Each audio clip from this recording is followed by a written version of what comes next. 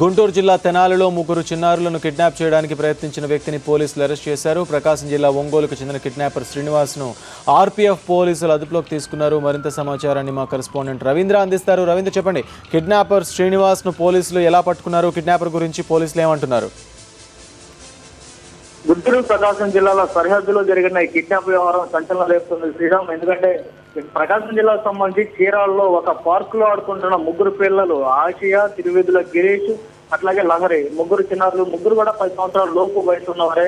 ముగ్గురు కూడా అదే ప్రకాశం జిల్లాకు సంబంధించి ఇంకోలులో ఒక హోటల్లో వంట మాస్టర్ గా పనిచేస్తున్న శ్రీను అనే యువకుడు కిడ్నాప్ చేయడం జరిగింది. ఆ ముగ్గురిని తీసుకెళ్లి హైదరాబాద్ లో విక్రయించడం ద్వారా డబ్బులు ఆర్జించాలని అతను ప్లాన్ చేస్తున్నాడు.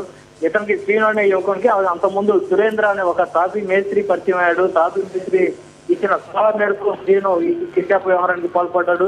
ఎంతసేపు వంట మాస్టర్ గా పనిచేస్తే లాభమే ఉండదు, పిల్లల్ని తీసుకొస్తే హైదరాబాద్ లో విక్రయించే ముఠాకు తాను అప్పచెప్తానని సురేంద్ర సలహా ఇవ్వడంతో శ్రీనివాస్ ఈ దారుణానికి ఒడిగట్టాడు. మొత్తం ముగ్గురు పిల్లలను కూడా నిన్న మధ్యాహ్నం శ్రీనగర్లో కిడ్నాప్ చేశాడు శ్రీనివాస్. తర్వాత అక్కడి నుంచి గుంటూరు ఆర్టీసీ బస్సులో తీసుకొచ్చాడు. ఇక్కడి నుంచి మళ్ళీ తెనాలి వరకు ఆర్టీసీ బస్సులోనే వెళ్ళాడు. అక్కడి నుంచి హైదరాబాద్ వెళ్లేందుకు ఒక రైల్లో హైదరాబాద్ వెళ్లాలని ప్లాన్ చేస్తున్నాడు. ఈ నేపథ్యంలోనే రాత్రి నుంచి ఈ రోజు తెల్లవారుజాము వరకు కూడా రైల్వే స్టేషన్ లోనే అసలు వేచి చూస్తున్నాడు. ఈ నేపథ్యంలో రైల్వే పోలీసులకు అనుమానం వచ్చింది.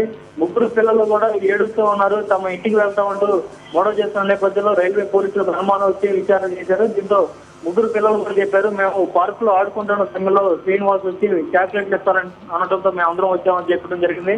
శ్రీనివాస్ ని పోలీసులు తమదైన శైలిలో విచారణ జరిగితే స్పష్టంగా చెప్పాడు, తాను హోటల్లో వంట మాస్టర్ పనిచేస్తాను, ముగ్గురు పిల్లల్ని హైదరాబాద్ లో విక్రయిస్తే ఒక్కొక్కరికి 5 లక్షల చొప్పున మొత్తం 15 లక్షల రూపాయలకి ఇప్పటికే నేను కాంట్రాక్ట్ కూడా కుదుర్చుకున్నాను, కాబట్టి ముగ్గురు పిల్లలను కూడా తీసుకెళ్లి విక్రయించేందుకు ప్లాన్ చేస్తున్నానని చెప్పాడు. దీంతో పోలీసులు అప్రమత్తమయ్యారు. శ్రీనివాస్ గతంలో కూడా ఏమన్నా ఇట్లాంటివి చేశాడనే కోణంలో ప్రస్తుతం విచారణ జరుపుతున్నారు.